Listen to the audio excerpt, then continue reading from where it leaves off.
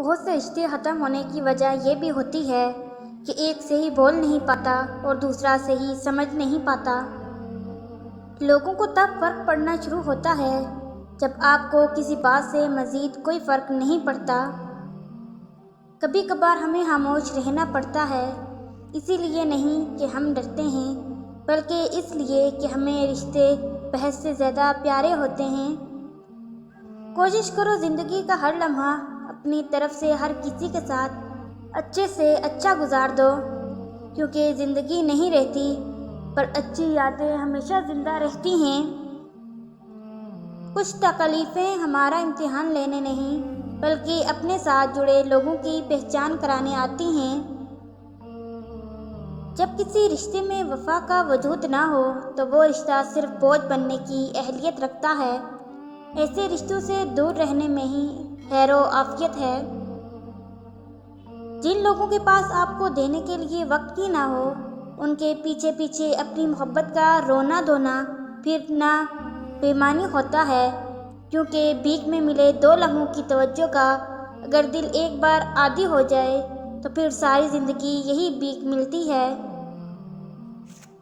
دعاؤں میں تاثیر آپ کی طلب سے آتی ہے اور تاخیر آپ کی بہتری کے لیے ہوتی ہے۔ زندگی کے سفر میں ان لوگوں پر توجہ نہ دیں جو آپ کے راستے میں کھڑے تھے، بلکہ ان لوگوں کا سوچیں جو ہر مقام پر آپ کے ساتھ کھڑے تھے۔